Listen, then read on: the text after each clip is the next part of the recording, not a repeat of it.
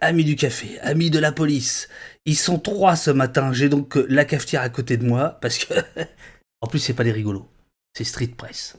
C'est Christophe C. Garnier, c'est bien ça. Et bonjour. Clara Monnayeur, Bonjour, vous vous occupez notamment des affaires de prison et vous avez un problème avec le ministère de l'Agriculture aussi. c'est ça. C'est bien résumé. Ouais, c'est ça. Et Mathieu Mollard, très très défavorablement connu de nos services. J'ai des problèmes avec plein de gens, moi. Vous avez fait des révélations en cascade récemment sur l'extrême droite. Vous avez subi des menaces. Lundi dernier, vous avez monté une magnifique newsletter sur l'extrême droite dont on va parler, extrêmement salutaire. Vous avez subi un cambriolage. Vos axes d'investigation, c'est la police, le fascisme, la rue, mais aussi le social, la prison, le racisme. Mathieu, peut-être qu'on peut démarrer par vos dernières révélations sur ce groupe d'extrême droite qui s'entraîne au tir. En fait, c'est un petit groupe qui s'appelle la famille Gallican, qui sont des militants d'extrême droite, survivalistes, qui se regroupaient sur une chaîne Telegram et dans la vraie vie, parce que tout n'est pas virtuel, et c'est important de le dire quand on parle de militants armés, et qui s'amusent, s'entraînent au tir avec des pistolets à poudre noire sur des caricatures de musulmans, de noirs, de juifs. On a récupéré des vidéos d'eux où on les voit tirer, et on a aussi récupéré d'autres vidéos où on les voit faire la campagne d'Éric Zemmour. Donc la passerelle, elle est directe, parce qu'aujourd'hui, derrière Éric Zemmour, ce qui se passe, c'est ce qui s'est passé à la création du Front National.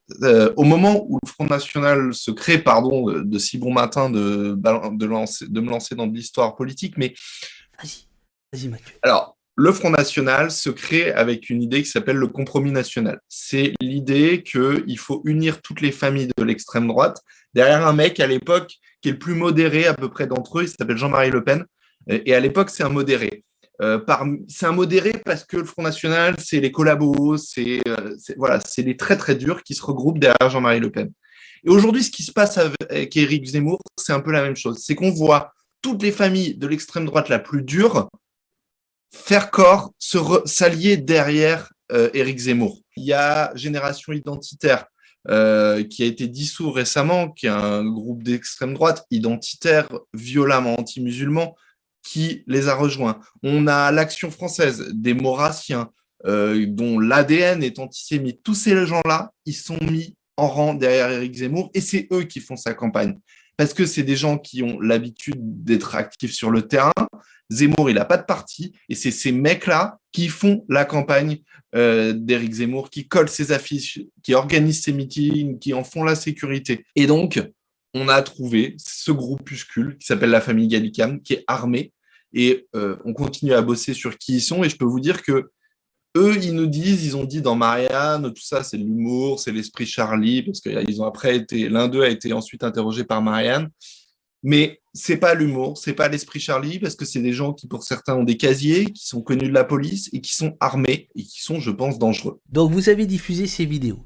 Ces vidéos, vous les aviez chopées sur un réseau social plus ou moins fermé auquel vous aviez eu accès. Je dis ça parce que ça, c'est un peu la patte, la marque de fabrique de Street Press, puisque vous aviez déjà fait le coup avec d'autres groupes fascistes, vous aviez fait le coup avec des policiers racistes qui s'échangeaient sur des groupes Facebook, plus de 5000 policiers, 8000 policiers, c'est 8000 policiers, pardon, à peu près le double. à peu près le double. Du double. C'est quoi cette idée d'aller infiltrer les réseaux sociaux plutôt que d'aller infiltrer directement les groupes? Aujourd'hui, grâce à Internet et aux différents réseaux sociaux, à la fois les gens peuvent s'organiser, c'est ce qu'on fait là en ce moment, quand on est sur Twitch, quand on discute, quand on échange, on crée, on construit quelque chose, c'est ce qu'on fait. C'est aussi ce que font les militants d'extrême droite, mais c'est aussi tout un tas de portes sur des choses qu'on voyait moins avant et par lesquelles on rentre. C'est de la veille parce que on n'est pas tout seul. Par exemple, ces vidéos sur la famille Gallican, ce qui se passe, c'est qu'il y a des militants qui les voient passer et qui m'envoient un message en disant « On a vu quelque chose, tu devrais regarder là ». Et donc, ils m'indiquent où creuser et je vais me plonger là-dedans. Quand tu parles de militants, c'est-à-dire c'est toujours des militants qui sont du bon côté de la barricade, ou parfois ce sont des gens qui, pour une raison ou pour une autre, peuvent se mettre à parler. Parce que ça, c'est aussi la question du lanceur d'alerte, de la source, qui n'est pas toujours forcément blanc-bleu, quoi. Le deuxième groupe Facebook, oui, c'est clairement c'est un policier qui nous envoie ce lien en fait, parce que lui aussi, il n'en peut plus par rapport à ce qu'il voit. Ça arrive aussi que des personnes d'extrême droite veuillent faire manger la poussière à leurs rivaux, mais c'est quand même moins souvent. La plupart du temps, c'est quand même des gens qui ont envie de dénoncer un peu les actes de racisme, auxquels ils peuvent assister, et notamment dans la police, même si par moment, enfin, il y a certains endroits, je vois dans le chat, ça parle beaucoup d'Argenteuil, du commissariat du 19e, ça, on n'a jamais eu un seul policier qui est venu parler des affaires de ses collègues, et c'est bien dommage. L'histoire du groupe Facebook raciste, pour remettre en contexte, c'est on sort une première enquête par un journaliste qui s'appelle Ronan qui publie cette enquête. On dit il y a un groupe Facebook où il y a eu 9000 personnes ou 8000 personnes réunies qui s'échangent des messages racistes. Et dans la foulée, il y a un policier qui dit « Mais attendez, vous n'avez pas tout, il y en a un autre, regardez », qui nous envoie des captures et qui nous alerte sur l'existence d'un second groupe raciste. Absolument. Donc, il existe des lanceurs d'alerte comme ça. Quand on a bossé sur le tribunal de grande instance à Paris, où il y avait au dépôt du tribunal, donc c'est Ammar Ben Mohamed, tribunal, Ammar qui dit, ben voilà, il se passe quelque chose, il se passe des choses horribles, j'ai fait des rapports, j'ai essayé de dénoncer, il n'y a rien qui bouge, et ben je vais passer le cran d'après. Je pense à une autre enquête qui malheureusement, et ça m'attriste un peu, n'a pas eu l'écho, je trouve qu'elle mérite, parce qu'elle racontait un sujet intéressant. C'était un policier qui bosse dans la lutte contre l'immigration illégale et qui nous dit, la lutte contre l'immigration illégale en France repose sur le contrôle au faciès. C'est l'outil majeur, c'est l'outil principal. Tous les matins, je me lève, je vais à tel endroit et je fais du contrôle au faciès. Ma hiérarchie le sait, ma hiérarchie au mieux ferme les yeux. Elle ferme tellement les yeux qu'elle pipote les chiffres, qu'elle pipote les tableaux, parce qu'il y a des petits indicateurs internes qui sont censés empêcher ça. C'est un indicateur qui dit combien de contrôles vous avez fait, combien de mecs vous avez ramenés. Quand on est trop proche de 100%, ça se voit que c'est au faciès. Alors son chef, tous les jours, pipotait les tableaux pour pas que ça se voit que son service faisait du contrôle au faciès. Et ce policier nous dit, bah voilà, moi j'en ai marre, ça me dégoûte tous les matins de me lever pour aller faire du contrôle au faciès en Seine-Saint-Denis. Et ce policier-là, c'est lui qui nous contacte et qui nous dit, voilà, j'en ai marre, je vais parler. L'enquête, pour parler de cet exemple-là, l'enquête n'était pas encore sortie, que le policier était déjà convoqué parce qu'il avait dit, bah je vais parler. Et ben, il a été convoqué. Et on met la pression sur les lanceurs d'alerte, parce qu'il y a aussi cette réalité-là. C'est que dans la police, les gens qui témoignent, on leur met la pression. Au mieux, on leur colle des procédures au cul, pardon pour l'expression, mais c'est ça qui se passe. Et c'est aussi pour ça que c'est difficile pour certains policiers de parler, parce que tout le système est mis en place pour qu'ils se taisent. Est-ce que de temps en temps, vous vous dites pas, finalement, on ne fait que je suis l'avocat du diable, hein. On ne fait que la moitié du boulot, qui est déjà énorme, en disant, voilà ce qui se passe, mais sur Facebook, sur Telegram, sur tout ce qu'on veut, mais finalement ne pas aller au-delà de ça, c'est-à-dire qu'est-ce qui motive réellement ces types à faire ça, comment ils s'organisent réellement, etc., etc. On essaye de le faire, on essaye de rentrer dans la machine. Je trouve que justement, l'histoire des lanceurs d'alerte dont tu parles, c'est extrêmement intéressant parce que c'est des gens qui sont dans le système et c'est ça qu'on essaye d'avoir au maximum. J'ai bossé sur l'extrême droite depuis un certain nombre d'années et j'essaie de travailler avec des sources au sein de l'extrême droite. Oui. On travaille sur la police, on est très heureux d'échanger avec des policiers et on essaye de le faire le plus possible. D'avoir des sources en interne, ça change, ça change vraiment. On a, déjà, pour avoir accès aux informations, forcément, avec des personnes en interne, c'est beaucoup plus... on est plus proche, en fait, des informations, du sujet. Mais c'est vrai qu'après, c'est toujours compliqué aussi pour les personnes en interne de témoigner. Là, on l'a dit, c'est des personnes vraiment qui veulent rester anonymes, qui risquent de perdre leur travail. Au sein du ministère de l'Agriculture, par exemple, voilà, c'est des gens vraiment qui avaient vraiment peur de parler, qui étaient vraiment terrorisés à l'idée de parler, mais qui voulaient quand même faire changer les choses. Valka vous demande que je salue. Comment se gère le stress et la sécurité des témoins en interne ? Et je pense que c'est bien d'être transparent avec les personnes et de leur dire clairement les risques qu'elles prennent, qu'elles en aient conscience et qu'elles décident ensuite clairement si oui ou non elles souhaitent parler. C'est une discussion, on est là aussi pour répondre. Les personnes souvent qui veulent témoigner ont plein de questions, d'interrogations, de craintes, de peurs. C'est à nous à la fois de les rassurer et à la fois de répondre à leurs interrogations. Ce que dit Clara est tout à fait vrai, c'est-à-dire qu'on a une source, on échange avec elle et on passe un accord qui est assez clair, qui est de dire on n'ira pas plus loin que ce que toi, en tant que source, tu assumes. Et nous, notre rôle en tant que journaliste, c'est de bien lui faire prendre conscience de ce qu'implique ce qu'elle fait. Alors, des fois, la source dit « Ok, moi, je vous dis ça, mais je veux être totalement anonyme et pas reconnaissable. Si nous, on s'engage à ça, on doit être en capacité de le garantir, qu'on ne puisse pas remonter jusqu'à cette source. » Puis des fois, on arrive à un certain nombre de paliers. C'est ce qui s'était passé avec Amar, par exemple, où à un moment, je lui dis, mais et avec Christophe, on lui dit, écoute, c'est simple, soit on sort 10% de l'affaire et tu restes totalement anonyme, soit si tu veux que la totalité de cette affaire, elle sorte, on ne pourra pas garantir ton anonymat parce qu'il y a des scènes dont tu étais le seul témoin, où il y avait trop peu de témoins et on va te retrouver. C'est à toi de décider. Et c'est lui qui a décidé, ok, j'y vais jusqu'au bout et je vais montrer mon visage. Voilà, c'est un accord qu'on passe avec nos sources qui repose sur la confiance. Et des fois, on ne sort pas des enquêtes ou des bouts d'enquête pour protéger nos sources. Ce qui est compliqué aujourd'hui, c'est que on est en face, plus on tape fort, plus on tape juste, plus la bête se défend. Et donc, plus elle va essayer de partir à la chasse aux sources. J'ai écrit avec un collègue, Robin D'Angelo, un livre sur Alain Soral. Alain Soral, j'allais en parler. Son entourage. Alain Soral, c'est un militant d'extrême droite, un militant de l'Internet, j'ai envie de dire. C'est un des premiers groupes politiques d'extrême droite qui se crée vraiment sur Internet et qui est extrêmement suivi. À l'époque, c'est le site politique le plus suivi de France. Bon, on enquête sur lui et après la sortie du livre, j'apprends qu'il y a une véritable chasse aux sorcières en interne parce qu'on cherche nos sources et il tombe sur le rable d'un type qui se trouve ne pas être notre source, avec qui je n'ai jamais parlé, que je ne connaissais pas. Et ils lui mettent la pression. Je ne sais pas s'il y a que ça, etc. Ce type s'est suicidé. C'est-à-dire qu'en interne, la chasse aux sorcières est allée tellement loin que ce type s'est suicidé. On a une journaliste qui s'appelle Fanta Kébé, que je salue au passage, qui est journaliste pigiste et qui écrit régulièrement pour nous. Fanta, c'est une ancienne policière qui s'est reconvertie dans le journalisme et qui écrit notamment pour Street Press. Il n'y a pas très longtemps, elle publie un reportage où elle suit un policier qui est dealer. Bon, l'article sort, etc. Et quelques semaines après, elle reçoit un coup de fil lui indiquant qu'elle est convoquée au commissariat parce qu'ils veulent qu'elle donne le nom de ce policier. Voilà, elle nous prévient, nous on dit secret des sources, on appelle notre super avocate, Valentine, qui prend contact avec ce commissariat, qui dit, écoutez, nous on veut bien venir, mais je vous préviens, on va dire qu'une chose, c'est secret des sources, c'est tout, on va pas parler, on n'est pas des auxiliaires de police, on n'est pas là pour ça, chacun son rôle.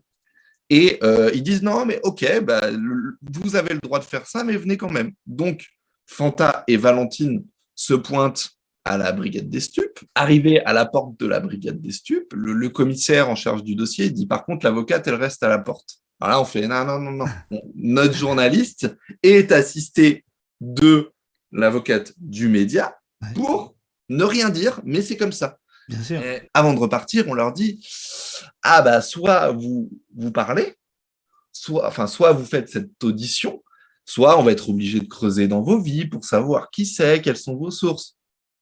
C'est-à-dire que là, un fonctionnaire de police menace... Un commissaire de police menace une journaliste en présence de son avocat d'enquêter sur elle pour trouver ses sources. C'est totalement scandaleux. Cela dit, depuis les convocations fort aimables à la DGSI, il y a des guillemets quelque part dans ma phrase, de journalistes il y a 2-3 ans maintenant, on voit bien que ce pli-là est pris, c'est-à-dire que le secret des sources qui est absolument sacro-saint par la loi de 1881 et autres, on voit bien qu'il prend des coups de butoir à longueur de temps. Alors Mathieu Mollard, on va reprendre votre récit parce que c'était pas bien clair, hein, vous l'avez interrompu.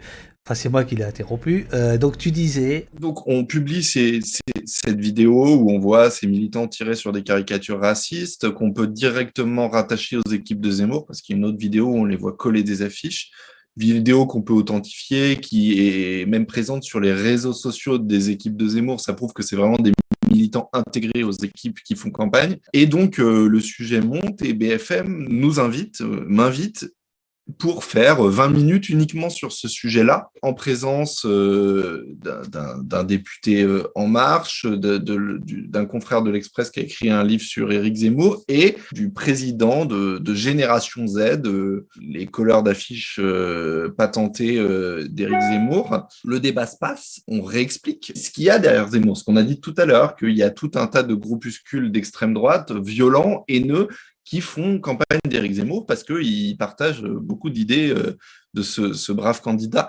Et à l'issue de cette émission, il y a un raid qui s'organise, c'est-à-dire que plusieurs influenceurs d'extrême droite, des gens suivis par des dizaines de milliers de personnes, parfois de plus de 100 000 personnes sur les réseaux sociaux, en même temps, mentionnent mes différents comptes sur les réseaux sociaux, publient des photos de moi, s'en prennent à mes proches. C'est coordonné, ça se passe en 1 heure de temps à peine. Il y a des milliers et des milliers de personnes. Alors, il crée même un hashtag autour de mon nom. Mathieu Mollard devient Mamadou Hitler, un anagramme de mon prénom et mon nom de famille. Et sur Twitter, il y a des centaines de tweets utilisant ce hashtag. Au total, c'est des milliers de messages haineux. Je ne vais pas rentrer dans le détail, mais ils s'en prennent et menacent directement certains de mes proches qui n'ont rien à voir avec le travail que je fais. Donc ça a été un raid extrêmement violent. Mais que réponds-tu à certains de ces raiders qui disent finalement, nous, on utilise les mêmes outils que les journalistes. On va regarder les réseaux sociaux pour aller fouiller la vie de tel ou tel. La question, c'est pas l'outil. C'est ce qu'ils en font. Moi, j'utilise pas les réseaux sociaux pour aller m'intéresser aux proches. Et ensuite, moi, je fais de l'information. Nous, on fait de l'information. On documente, on explique, on détaille. On n'insulte pas, on menace pas, on s'en prend pas aux proches de ces gens. Et la dernière chose pour moi, c'est que il y a les moyens, certes, qui sont pour moi pas les mêmes. Il y a l'objet, c'est-à-dire que nous, on fait du journalisme. Et puis, il y a d'où on part et d'où on parle. David, ça fera référence à un de tes livres qui commence, si je me souviens bien, par cette question, d'où tu parles, camarade. Il n'y a pas de trait égal. C'est-à-dire que l'extrême droite, son objectif, son logiciel de pensée, c'est la désignation d'un bouc émissaire et de déverser de la haine sur ce bouc émissaire. Ce bouc émissaire, c'est le juif, c'est le noir, c'est l'arabe, c'est des fois le pauvre, parfois le journaliste, mais c'est la désignation d'un bouc émissaire et à qui on accole tous les maux de la société pour y déverser sa haine. Quelles que soient les méthodes employées, le fond du problème, il est là, il est dans l'idéologie de l'extrême droite. C'est pas qu'une histoire de méthode. Il n'y a pas des méthodes et on aurait le droit, après tout, si on utilise les mêmes méthodes, tout se vaut. Non, tout se vaut pas. Je sais pas si j'ai été clair. Extrêmement clair. Vous pouvez rester. Est-ce que le fait d'aller à BFM, je ne crois pas que tu sois allé à CNews, mais BFM, tu y es allé plusieurs fois. Est-ce que tu y vas à reculons? Est-ce que vous vous posez des questions ou pas? J'y allais avec plaisir dans ce cas précis parce que j'y allais pour parler de notre travail journalistique, pas pour commenter quoi que ce soit, mais pour médiatiser un peu plus une enquête à laquelle on croit. Bon, moi, j'ai une vision des chaînes d'infos en continu qui sont assez négatives. Pour moi, elles contribuent à, même s'il y a plein de gens bien qui font du travail là-bas, mais elles contribuent quand même à faire en sorte que le journalisme soit toujours à flux tendu, alors que pour moi, ça devrait être plus une réflexion, ce qu'on a la chance de pouvoir faire ici à Street Press, évidemment. En fait, voilà, faut savoir d'où on parle et où on parle aussi. J'ai jamais été invitée pour l'instant, donc la question se pose pas. Est-ce que BFM répond à Beauvau, par exemple? Disons que c'est plutôt quelque chose des journalistes, en fait. C'est vrai qu'il y a des... Mais là, qu'on peut voir partout, qu'on peut voir aux Parisiens, à LCI, il y a un peu un journalisme de préfecture, des fois, qui se fait juste la boîte aux lettres, en fait, des infos, entre guillemets, de la préfecture. Désolé, je déteste quand les gens font des guillemets avec les doigts, mais j'ai pas pu m'en empêcher. Des infos de la préfecture. Et donc, c'est par exemple dans des cas de victimes de violences policières, une petite info comme ça qui va sortir et qui dit « Ah, mais oui, mais vous savez, la victime n'était pas toute blanche. » Par exemple, dans le cadre de, je sais pas, un accident, une personne qui se fait tamponner par une voiture de police alors qu'elle était en moto, on va sortir l'info que cette personne n'avait pas son permis moto, ne l'avait plus ou alors avait une moto volée. Insidieusement, on dit que finalement, cette personne, elle l'a un peu mérité et que les policiers sont à plaindre. Des fois, quand on se rend compte derrière que, en fait, ce n'était pas du tout le cas et que le journaliste a juste servi, en fait, d'outils de propagande, parce que, enfin voilà, c'était quelque chose de faux, d'un mensonge finalement. Et ben c'est vrai que ça doit nous interroger aussi sur comment est-ce qu'on fait du journalisme, comment est-ce qu'on fait ce métier. Et donc, encore une fois, ça va revenir à d'où on parle, où on parle et à qui on parle. BFM défend une vision du monde qui n'est pas celle de Street Press. Les chaînes d'information en contenu sont des machines médiatiques bien rodées. Je crois que tu le sais mieux que moi, David. Le risque, c'est de se faire manger par la machine. On s'en fout des questions qu'ils posent, en fait. L'important, c'est qu'est-ce que nous, on veut y dire. Et quelles que soient les questions, on envoie ce qu'on avait prévu de dire pour faire passer le message qu'on voulait, parce qu'on sait que sur 10 ou 20 minutes, tu vas pouvoir prendre la parole 3 fois. Si, par exemple, ils font une discussion sur la police et que tu es invité, bah, tu vas être le gauchiste de ce service. Et pour équilibrer leur vision du monde, ils vont prendre 2 policiers et un expert pro-police. Tu oublies le retraité de la police. Ouais. Par exemple, le raid que tu as subi, Mathieu, la semaine dernière, raid de facho, suite à vos révélations. Sauf erreur de ma part, c'est suite à ton passage sur BFM. Donc là, est-ce que, par exemple, c'est une interrogation que vous posez aussi? C'est-à-dire, est-ce que le Street Press, malgré tous les progrès qu'il fait en termes d'audience, de réputation, etc., finalement, pour être dans la cour des grands, il faut quand même passer, à un moment donné ou à un autre, par France Inter, Europe 1 ou BFM? Ou est-ce que vous posez cette question-là? Est-ce que parfois vous vous dites, il faut pas y aller, il faut rester hors de ce champ-là? Est-ce que c'est des questions qui traversent la rédac? Malheureusement, enfin oui, bien sûr que c'est des questions qui traversent la rédac, et malheureusement, on a des infos qui parfois topent l'actualité, et tant mieux pour nous, mais on reste un petit média avec une petite équipe et qui repose en partie aussi sur le soutien que les gens peuvent nous accorder. Et c'est un peu la question piège, c'est à un moment, on essaie de grossir pour être de plus en plus périn et pour que financièrement, on n'ait plus de questions à se poser, mais ça passe par parler, aller parler, aller entretenir une machine médiatique qui ne nous correspond pas forcément. Donc, c'est des vraies questions qui se posent dans la rédaction. Clara, par exemple, est-ce que vous pouvez nous parler de vos révélations et de comment éventuellement vos révélations, vous avez dû faire ou non du service après-vente? Avec Street Press, ça marche beaucoup par les réseaux sociaux aussi. Enfin, pour tous les articles, les enquêtes qu'on publie, c'est les publier sur les réseaux sociaux, les relancer. C'est comme ça aussi qu'on a une majorité de lecteurs, c'est via les réseaux et moins directement par le site en lui-même. Et c'est pas parce que ça n'arrive pas sur BFM TV qu'une enquête n'a pas d'impact. C'est-à-dire qu'il existe un monde en dehors de BFM et de la télévision. Clara, tu vas peut-être nous raconter ton enquête sur le ministère de l'Agriculture, parce que c'est un sujet qui est moins télégénique, peut-être moins sexy, mais on est quand même au cœur de la machine du pouvoir, et ton enquête a eu un impact direct sans jamais toucher les masses médias. C'est pas pour ça qu'elle n'a pas existé, c'est pas pour ça qu'elle n'a pas tourné sur les réseaux sociaux, et c'est pas pour ça qu'elle n'a pas fait bouger les lignes concrètement au sein d'un ministère. Cri, humiliation et larmes au ministère de l'Agriculture. On vous écoute, Clara. Alors du coup, ça se passe le ministère de l'Agriculture. En fait, il y a le cabinet du ministre et à l'intérieur, il y a le bureau du cabinet. Donc, c'est un petit organisme détaché qui s'occupe, par exemple, de traiter les courriers qui arrivent au ministre, qui organise les événements. Donc, c'est des personnes qui travaillent dans l'ombre vraiment pour le ministre de l'Agriculture. Donc, la chef du bureau du cabinet qui est là depuis 2 ans, les agents en fait de ce bureau du cabinet se plaignent donc de harcèlement moral principalement, des ta gueule, une pression aussi énorme, une surcharge de travail et vraiment du harcèlement moral au quotidien. Donc les personnes étaient vraiment à bout. Il y a eu des signalements auprès des syndicats, auprès de l'IGAPS, donc c'est une personne qui est chargée de faire remonter les dysfonctionnements au secrétariat général. Les agents ont alerté tout ce qu'ils pouvaient et en fait, rien n'était fait. C'est pour ça qu'ils sont tournés vers nous pour essayer de faire changer les choses. Après la publication, donc il y a eu une enquête interne qui a été menée et c'est vrai que ça a fait pas mal de bruit, mais pour le coup, vraiment en interne au sein du ministère. La personne mise en cause a été déportée, a été virée de son poste, et semble-t-il pour être rattachée à un nouveau ministère qu'on connaît bien au poste, un ministère plus régalien, où on prend... Ah non, on dit pas de mal de la placette, hein, ici. La placette Beauvau, là, c'est bon, quoi. Faut les laisser travailler, ces gens-là. Non, mais c'est assez marrant de voir que quand ils ont un harceleur dans un ministère, ils disent tiens, où est-ce qu'on pourrait le foutre? Vous êtes allé au salon Millipol. Excellent moment.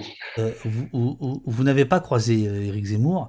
Et d'ailleurs, vous avez expliqué, et c'est ça tout l'intérêt de Street Press, c'est que au-delà de la fanfaronnade de Zemmour, il y a des technologies qui s'intéressent à nous et vous vous intéressez à elles.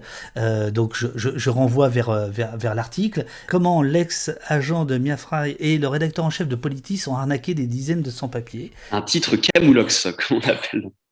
C'est-à-dire Camoulox, c'est cette émission, fausse émission parodique de Canal+, où le but du jeu était de dire n'importe quoi et personne comprenait jamais les règles, mais bon, c'était très drôle.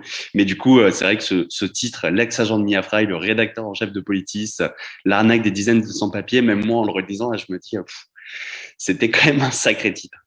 Oui, mais c'est une sacrée enquête. En fait, il s'agit de l'histoire d'un homme qui s'appelle Azzedine Jamal, que vous avez à droite là sur l'image, et qui en fait s'est fait passer, pendant quelques années, pour un faux avocat spécialisé en droit de l'immigration et qui recevait en fait des sans-papiers, qui mandatait d'abord des jeunes de quartier populaire pour leur ramener des sans-papiers, en se présentant comme un avocat évidemment et en les engageant comme assistants avocats. Et donc après, il leur demandait de ramener des dizaines de sans-papiers. Vraiment, il y en a des victimes de ce monsieur, il y en a plus de 70. En fait, une fois qu'il les avait dans un rendez-vous, et ben voilà, il leur disait écoutez, les avocats normaux, ils travaillent mal, moi je travaille super bien et du coup, si jamais vous me donnez comme avance 2500, 3000, 4000, 4500, 5000 euros, je vous régularise en 6 mois maximum et vous me donnez le reste après. Et ces gens-là donc donnaient cet argent, donnaient leurs documents originaux comme des passeports évidemment, puisque on fait une demande auprès des services de l'État, donc il faut des originaux. Et en fait, ils recevaient jamais rien. Et on a appris donc aussi que le mari de ce monsieur était rédacteur en chef de Politis, qui donc est quand même un magazine humaniste qui a fait qui fait des couvertures pour dire il faut accueillir les migrants. Enfin voilà. Donc voilà, c'est quand on a vraiment appris cette histoire, on était un peu bouche bée. Je vais faire une toute petite anecdote. Le gars à gauche dont vous parlez, le rédacteur en chef de Politis, moi je l'ai connu dans une autre vie, à Libération, où c'était un chef d'édition absolument extraordinaire. Donc quand je vois son visage, que je lis votre enquête, pour reprendre votre expression, je suis bouche bée. Je suis bouche bée. C'est pour moi incompréhensible. Oui. Mais qu'importe. Moi, ce qui m'intéresse ce matin, c'est Street Press. Cet article-là, de mon point de vue, il montre la maturité de votre titre, c'est-à-dire que vous êtes allé voir de notre côté des faces sombres. Vous n'êtes pas pincé le nez, vous n'avez pas, peut-être, mais en tout cas, vous n'avez pas détourné le regard. Et vous avez accepté d'aborder un sujet qui fait mal, qui nous fait mal, quoi. Voilà. Est-ce que le lien Street Press avec ce qui est normalement et la gauche, etc. Comment vous organisez ça? On ne s'est pas posé la question de est-ce qu'on le fait ou on le fait pas. Franchement, il y a quelques années, en rigolant, on disait Street Press, la baseline c'était Street Press, le média qui n'a aucun ami. Mais ce qui n'est pas faux. Vous avez que des faux amis, je tiens à te le dire. Non, la question qui se pose, c'est au moment d'aboutir, d'accoucher cette enquête, il y a un réflexe, des fois chez lui, et c'est normal, mais des fois chez moi, au moment où je relis, où on décide ensemble du titre, est-ce qu'on tape? Est-ce qu'on met les copains de Politis dans le titre ou pas? On a failli pas le faire.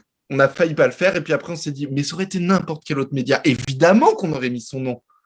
Mais là, c'est un média qui vient de chez nous, comme tu dis, qui est de notre camp. Et donc, on a hésité. Ah non, moi je ne parle pas comme le préfet l'allemand. Mais c'est une vraie question qu'on s'est posée. Mais d'ailleurs, je vois dans le chat aussi, ça a posé la question pour utiliser le titre, le nom de Mia Fry, qui n'était pas vraiment directement concerné par l'enquête. Alors oui et non, parce qu'au final, ce monsieur, avant d'être faux avocat, a aussi été vrai agent, et ça l'a un peu légitimé pour arnaquer d'autres personnes. Mais c'est vrai que c'est des questions qu'on s'est posées. Alors pour Politis, c'était la question, est-ce qu'on met les copains de Politis dans la sauce? Pour Mia Fry, c'est vrai que on en revient encore malheureusement à cette idée qu'on est un petit média qui a besoin d'être lu. Et c'est vrai que là, il y a eu un effet un peu, titre Camoulox, mais il faut aussi voir comment ça a été lu d'abord sur les réseaux sociaux. C'est que vraiment les gens ont été interloqués d'abord par ce titre Camoulox et après seulement par les infos qui étaient dedans.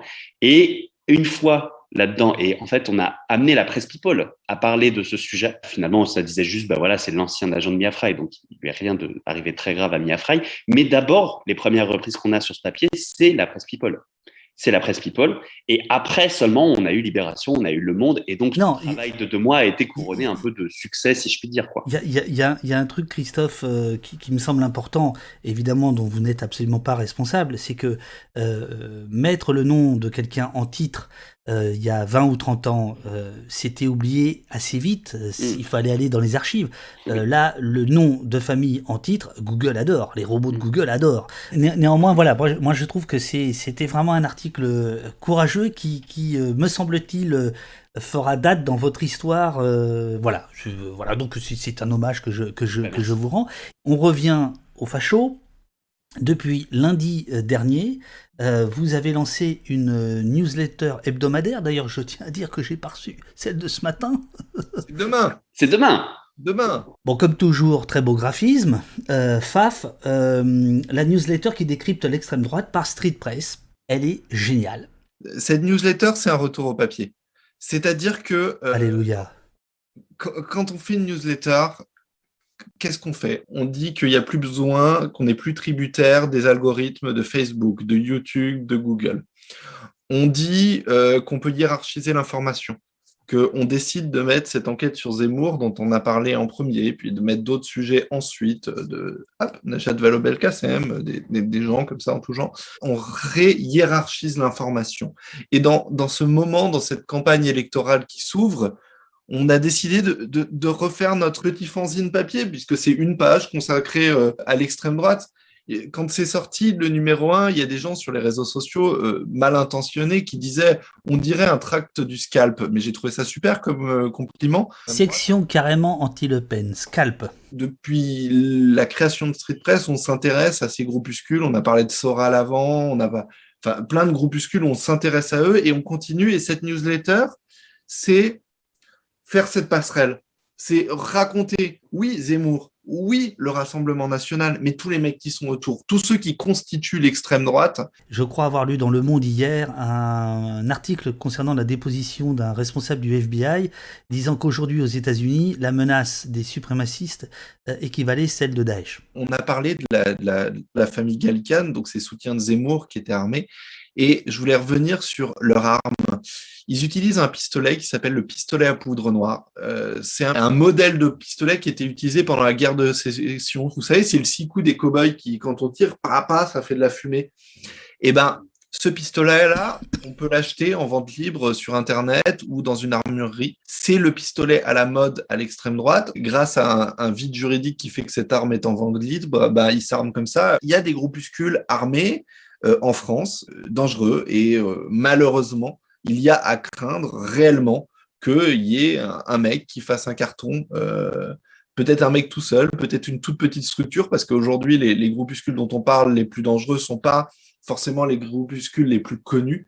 Ce n'est pas vraiment au sein de l'Action française ou de Génération Identitaire que se structure ce genre de choses, mais plutôt dans des tout petits groupes qu'il faut aller scruter, observer, enquêter, documenter, parce que c'est là que germe cette extrême violence qui, très concrètement, aujourd'hui, prend la forme de ratonnade, d'agression au couteau. On en parle très, très peu, mais à Lyon, il y a régulièrement l'extrême droite qui agresse au couteau des gens. C'était dans la newsletter de la semaine dernière. Absolument. Vous êtes donné un peu pour mission de laisser Zemmour au grand titre et de vous intéresser aux groupes armés, parce qu'en fait, c'est comme ça qu'il faut les appeler, aux groupes armés d'ultra-droite.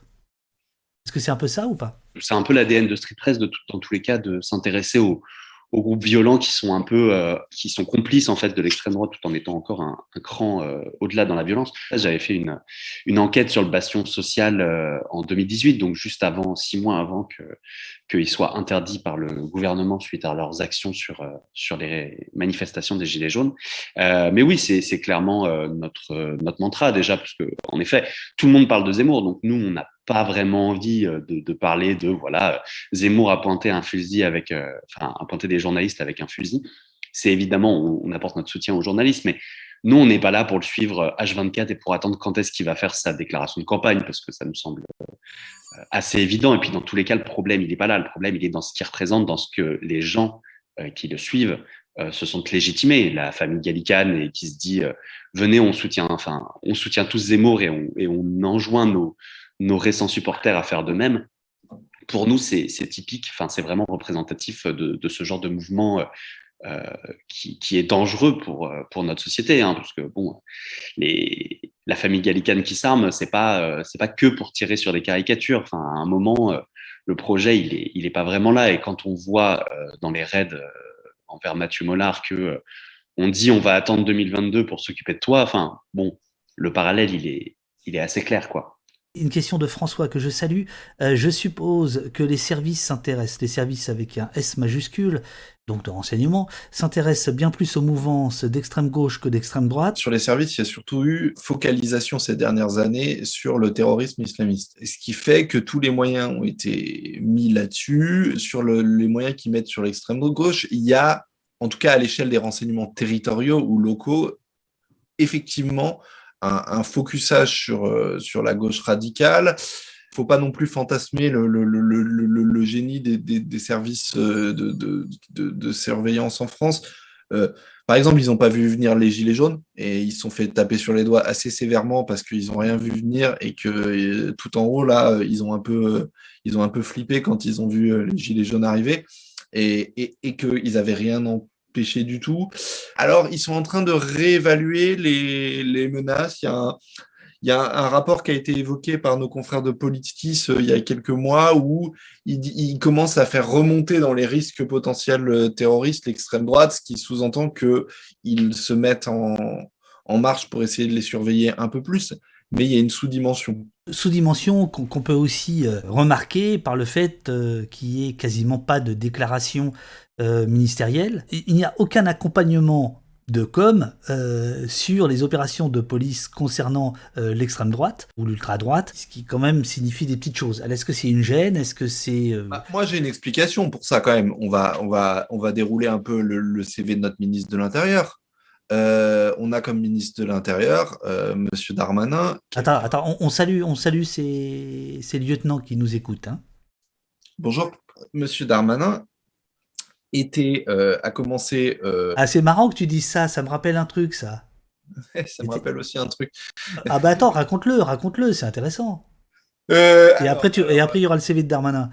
Donc, la revue de presse. Il faut mettre les idées en place. T'inquiète, on est là pour ça.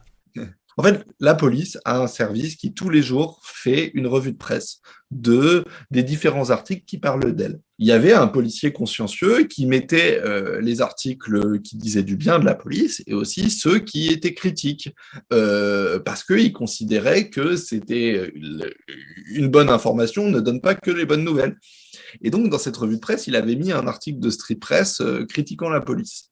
Et le lendemain, ils s'étaient visiblement fait taper sur les doigts parce qu'ils avaient effacé l'article de leur propre revue de presse interne. Il ne faut pas désespérer Billancourt, il ne faut pas désespérer Place Beauvau. Il y a un peu ça. Et alors donc, tu voulais dérouler le CV du ministre de l'Intérieur.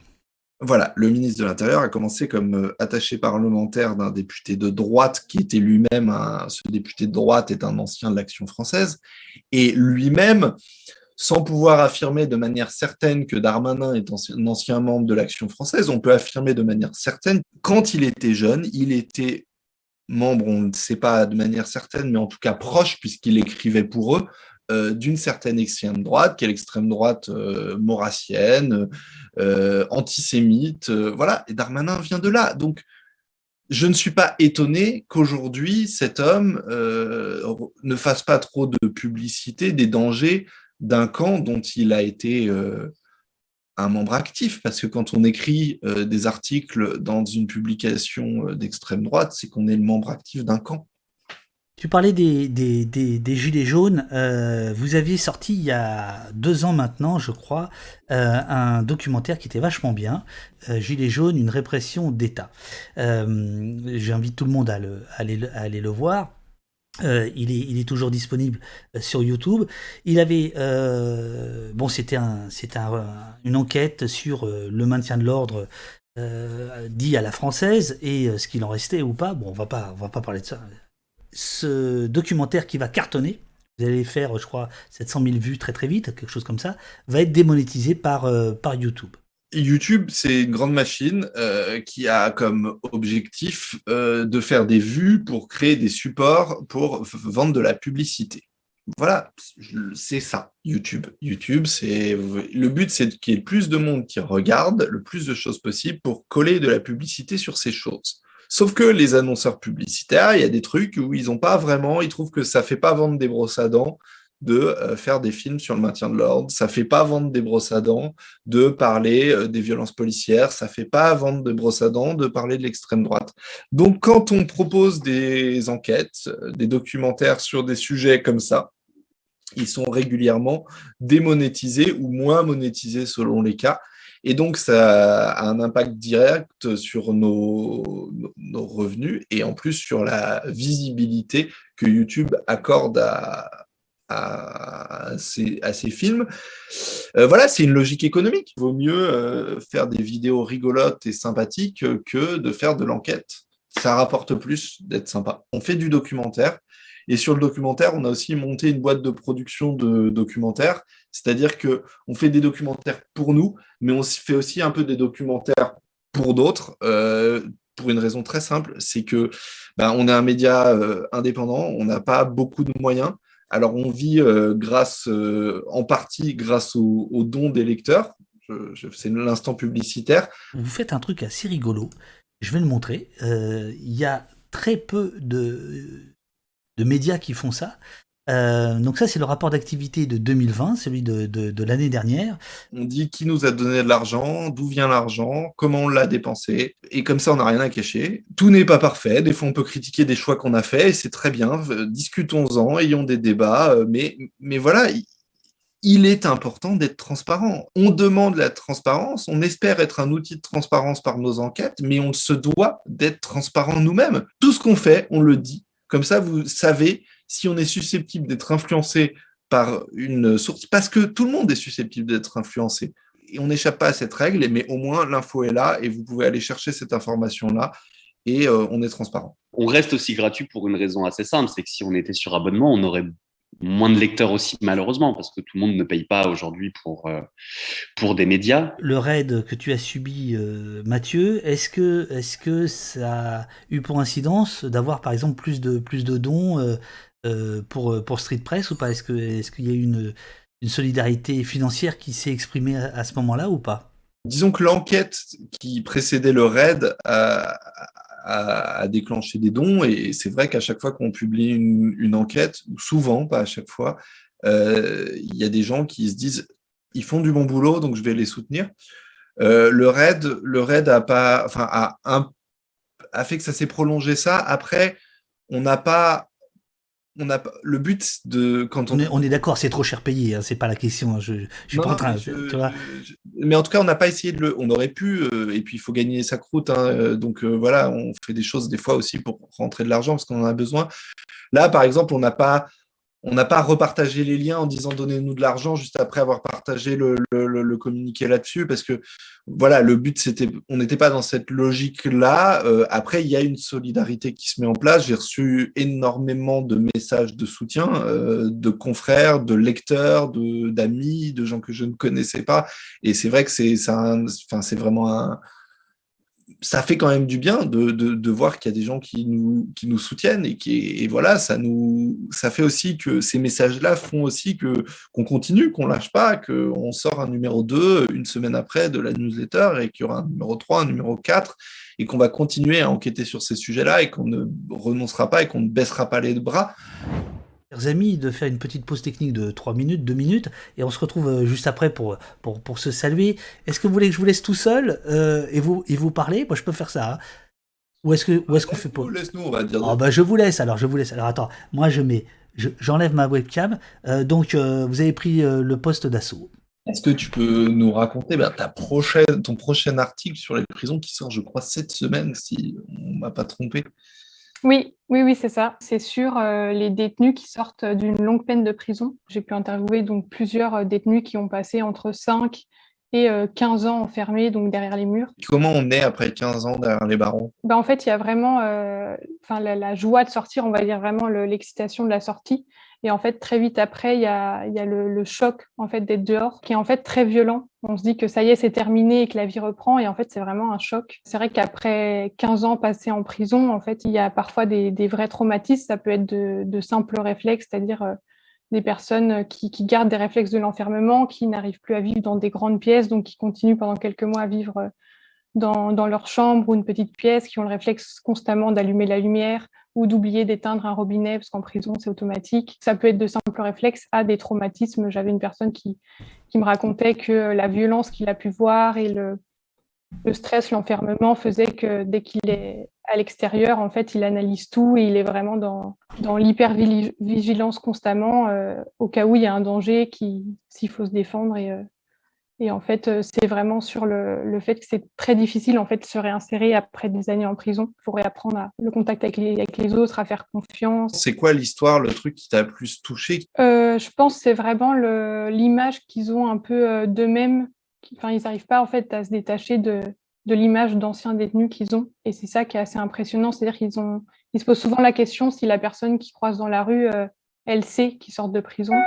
Ils se sentiront toujours un peu considérés comme anciens détenus. On est marqué au fer rouge quand on sort de prison. Il y a une histoire, un truc, toi, où on change de sujet. Donc là, les amis, vous avez un cours d'animation de rédaction par Mathieu Mollard, jeune rédacteur en chef du dénommé webzine Street Press. Vous voyez comment il anime une rédaction. C'est un travail absolument extraordinaire qu'il est en train d'accomplir sous vos yeux. Après, je te laisserai parler, David. Va. Argenteuil, depuis 2 ans, Christophe documente les violences policières subies par les habitants. Donc, il est à 45 victimes. En plus, donc il y a des gens qui m'en ont parlé et qui en parlent là dans le chat. Il y a eu un tir de LBD encore dans la tête d'un jeune ce samedi. Donc, c'est des choses qui continuent. Mais oui, en fait, qu'est-ce que c'est comme violence? Il y a déjà donc, les violences physiques, à proprement parler, donc comme malheureusement ce que ce jeune a vécu là. Une autre histoire d'un jeune qui avait failli perdre son œil suite à un coup de crosse de LBD. Une interpellation pour zéro raison au final, parce que le jeune n'a pas été... Enfin, voilà, ça n'avait rien donné, mais le jeune avait quand même failli perdre son œil. Donc voilà, et puis après, d'autres histoires de violence, des coups, des brûlures, des choses comme ça. Il y avait après les violences... verbales, c'est-à-dire des insultes, et évidemment énormément d'insultes racistes, je vous laisse deviner. Mais il y avait aussi après ce qu'on a appelé des violences institutionnelles / financières. C'est qu'en fait, il y a d'ailleurs, je n'ai pas la peine de parler au passé, en fait des gens qui vont se retrouver avec plein d'amendes sans savoir vraiment pourquoi. Il y avait une dizaine de jeunes de la cité Champagne qui m'avaient expliqué que juste après avoir voulu dénoncer au sein du commissariat des fonctionnaires de police qui les violentaient, qui les harcelaient, ils avaient reçu toute la semaine des amendes à 23 heures pour déversement de liquide insalubre sur la chaussée, enfin je ne sais plus, mais des amendes liées au code de la route vraiment. Et les violences institutionnelles, il y avait aussi le fait de interpeller des gens et puis leur déchirer leur carte d'identité. Donc ça amène à refaire, repayer des timbres fiscaux, enfin ce genre de choses. L'action que j'ai trouvée, enfin qui m'a le plus ahuri, qui est pas forcément la plus violente, mais qui est la plus mesquine, s'ils prenaient des gens, leur disaient t'as pas ta carte d'identité ou ton passeport, on va te faire un contrôle d'identité, on t'emmène au poste, petite dédicace. Et en fait, il les emmenait pas du tout au commissariat, il les emmenait dans une forêt, sur l'autoroute, à quelques kilomètres de là, et puis il disait non, mais en fait, on sait qui tu es, maintenant tu rentres à pied. C'est une série que tu as démarrée il y a très très longtemps, il y a plusieurs années. 1, pourquoi tu la continues? Et 2, tu n'as pas des moments de découragement? Qu'est-ce qui fait que ça continue? C'est que des gens continuent de nous envoyer des histoires, et donc notamment une personne qui s'appelle Ali, qui lui vient de Nanterre et qui nous a contacté vraiment en janvier, février de cette année, de 2021, pour dire, le 1er juillet 2019, je me suis fait couper la route par des membres de la BAC Et j'ai pas, évidemment, c'était une voiture pas sérigraphiée, donc il l'a klaxonné. Et la voiture est revenue. Là, il a vu que c'était les policiers parce qu'il y avait un gyrophare sur le tableau de bord. Et donc, il s'est rangé sur le côté et les policiers ont commencé à le frapper, lui et sa femme, et l'ont embarqué. Il a fait 18 heures de garde à vue pour aucune raison. Là, vraiment, il n'y a pas eu de procédure derrière. Il a reçu des amendes après, pour, encore une fois, des raisons qui, à son sens, étaient fallacieuses. Sa femme avait commencé à prendre une vidéo au moment où les policiers sont arrivés pour le violenter. Le téléphone a vindingué très rapidement. Mais on a quand même pu voir sur ces vidéos des éléments sur les policiers. On raconte l'affaire. Il y a normalement une ouverture d'enquête parce qu'il avait témoigné auprès de l'IGPN. Enfin bref, une enquête qui, au final, n'a rien donné, alors qu'un mois après la publication de ce papier, on a eu une autre personne qui disait, elle, avoir été violentée en août 2019, donc très peu de temps finalement après lui. Et en fait, cette personne aussi avait une vidéo prise par sa femme d'une interpellation, cette fois-ci, qui se passait dans le centre d'Argenteuil. Et sur cette vidéo, en fait, on a reconnu 2 des policiers qui étaient déjà dans l'histoire d'Ali. Et donc ça, on l'a raconté dans l'article. On a posé nos questions au SICOP, à la préfecture de police, en disant, ben voilà, on a identifié ces 2 personnes-là, ça fait 2 fois qu'elles reviennent. Est-ce qu'il y a des sanctions administratives qui sont prévues? Rien que ça, en fait. On ne nous a pas répondu sur ce point-là, et l'enquête, donc, que Ali avait demandé auprès de l'IGPN n'a absolument rien donné. Elle a été classée sans suite. Et donc, du coup, bah ouais, c'est des moments comme ça où on se dit un peu, mais en fait, à quoi ça sert ce qu'on fait, quoi? À quoi ça sert que ces gens viennent nous parler, espèrent changer les choses, et qu'au final, ça change rien. À propos de ce que les gens pensent de vous, question très pertinente et très, très étonnante. C'est la question marketing du matin de Sentier Battant. À propos d'enquête, avez-vous fait une enquête d'opinion sur votre lectorat? Tranche d'âge, classe sociale revenu peut-être? Il y a plusieurs années, on avait fait une enquête, on avait envoyé un questionnaire aux lecteurs qui voulaient bien répondre, on le refera peut-être. On a quand même des données grâce à nos amis les GAFA, qui collectent énormément de données sur les gens, que ce soit les gens qui regardent les vidéos sur YouTube, sur Facebook, sur les différents abonnés sur nos réseaux sociaux, qui nous permet d'avoir une estimation. Sur ce qui est des articles écrits, nos lecteurs sont majoritairement entre 25 et 35 ans, à plus de 50%. Un quart de nos lecteurs a moins de 25 ans et un quart a plus de 35 ans. Sur YouTube, c'est plus jeune, c'est un petit peu plus jeune, 18-30 ans. C'est beaucoup de garçons. Là où sur les articles écrits, on est légèrement plus lu par des hommes que des femmes, mais on est plus proche de la parité. Voilà, c'est un peu les infos qui viennent des GAFA. La Fafletter, 37% des Hauts-Postiens sont abonnés.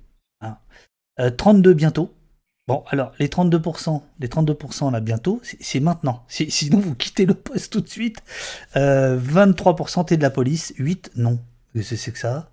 Les 8 là, les 8% là, vous faites quoi? Allez hop. Hop. Chers amis, je vous garderai bien encore 3 heures, mais je préfère vous reconvoquer plus tard, un autre jour. Si vous avez quelque chose à ajouter pour votre défense, c'est le moment. Abonnez-vous à la newsletter FAF, qui est gratuite, qui est hebdomadaire. Soutenez la presse indépendante, dont Street Press, dont Au Poste, dont Blast, dont Le Média, dont Bastamatch, dont le Bondi Blog, dont plein d'autres. Je vais me faire engueuler parce que j'en ai oublié. Continuez à partager nos articles sur les réseaux sociaux, Twitter, Instagram, Facebook, à nous envoyer des petits messages aussi. Ça nous fait toujours plaisir. Et voilà. Merci à vous de nous avoir suivis, écoutés, et rendez-vous à bientôt. Et bah du coup, rendez-vous mardi pour la newsletter. Voilà. Super. Bon allez, je vous embrasse. Amusez-vous bien. Bon courage. Merci encore. Ciao.